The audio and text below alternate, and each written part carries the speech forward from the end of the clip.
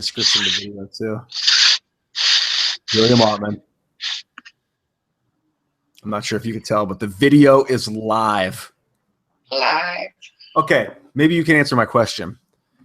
So if they want to, okay, I get like guns, background checks, but they want to ban guns. They're talking about in the Senate tonight for anyone that's on the terrorist watch list. Which is totally vague. I know. And like anyone can be put on the list at any time. Yeah, that's a joke. So that they're literally, I mean, I can't support that legislature they're trying to push. Right. And then it just depends, what is the definition of someone on a terror watch list? Is it just anyone who mentions anything online dealing with it? Is that what their, tracker of language is doing? Or is it actual people who have proven records of terrorism? Right, Adam Kokesh. What, say again? No, yeah, just that there's a big difference between anyone who's involved in the conversation on the internet and someone who's actually committed terror. Right, the watch list is not people that have committed crime. No, and like even if you just discuss the crime, you're suddenly filtered in with everyone else who's discussing the crime, even if you're discussing it from a totally peaceful, objective point of view. Like, I know. And then the extreme, which still I question, is Adam Kokesh. So what did he say? He went and displayed his right to bear arms in the Capitol and like carried a shotgun. Right. And then they raided his house with like some sort of probable cause under the Terrorism Act, I think, and found mushrooms. Right, I remember that. So I imagine he's on the watch list. Yeah, I actually did a Freedom of Information request on myself from all the different agencies.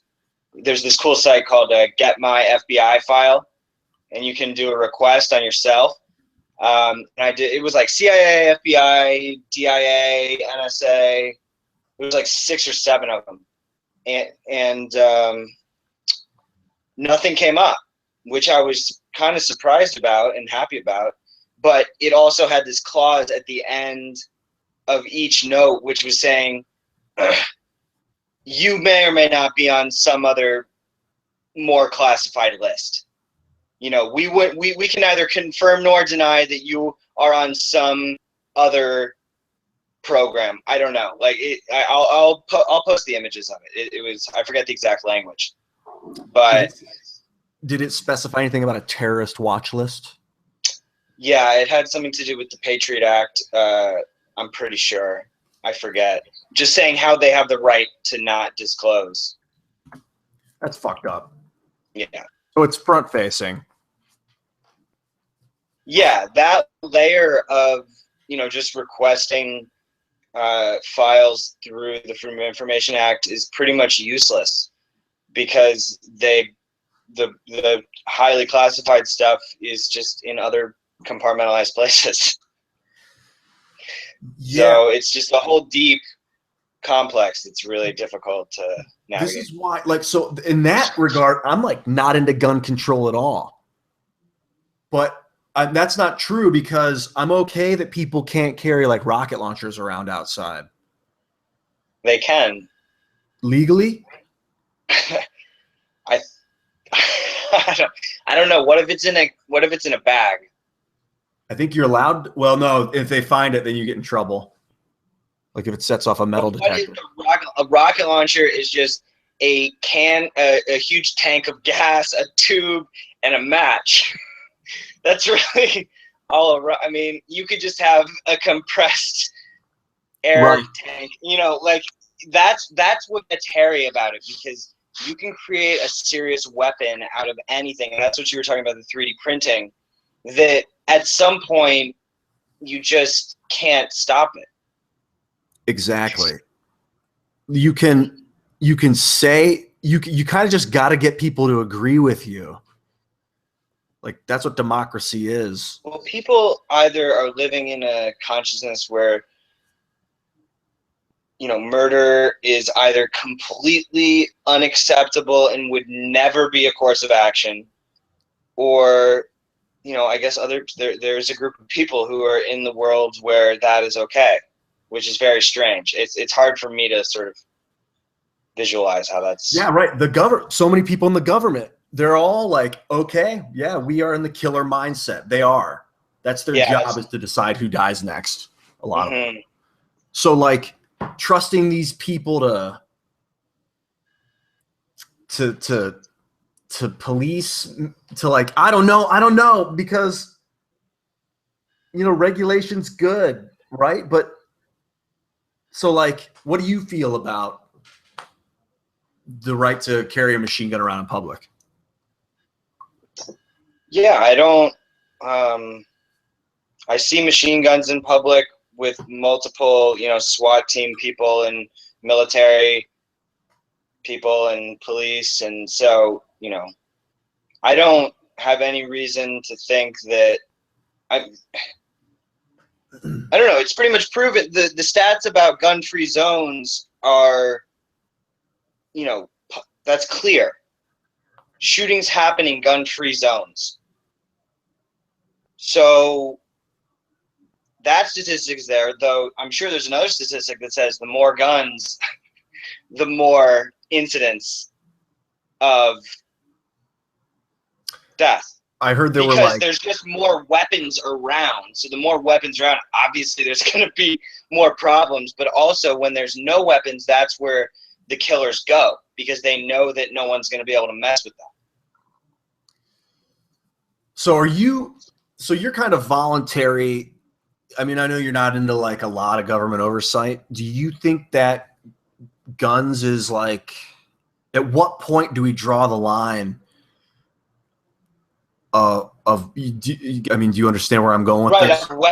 Of weapons, because you sort of have a scale of weapons. You have handguns up to assault rifles, up to missiles, up to nukes, up to whatever other kinds of crazy energy weapons and scalar pulse weapons they're dealing with, which you could probably build if you had the right equipment. I mean, you can build anything if you have the right equipment. So you do have private companies who are in control of serious weaponry, and then you have governments too, and they're actually all intermingled and already involved with each other. So I don't know for the public. I think that a vetting process is not a bad thing necessarily. You don't want to just give a gun to somebody who is fresh out of killing a bunch of people, but stopping them from getting a gun on their own I don't see how that is physically possible. So, I don't think there's a clear black and white guns, gun control, or everybody has a gun, because everybody who wants a gun can essentially have a gun right now. Yeah, dude, we may not even be debating. I think we're on the same side. Right, we're not. Yeah, we are. But you want to have compassion for people.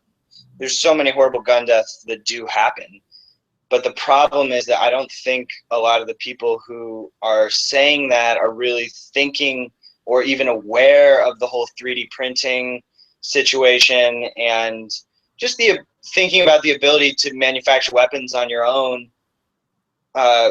Remember that article we posted about the guy who made a gun in the airport lobby, and he brought it on the plane, but he constructed the compressed air gun when he was in the waiting room of the airport after he'd already gone through security. Yeah. So it's like things like that. Like, what, are you going to ban knives? Like, I think I saw a funny protest image of like people who were trying to ban knives. They were like marching in the street. Like, I don't know if it was fake, but it must have been fake. I don't know. Like, you can't tell, man. See, it's that kind of crazy that I'm worried about. Like, so many people have posted emotional stuff on Facebook and Twitter. And it's not as striking like when I watch videos on YouTube. I don't see like the pandering, but like so many people are like, let's just end this. And I'm like, are you fucking Yeah, but kidding? I think that's a knee-jerk reaction.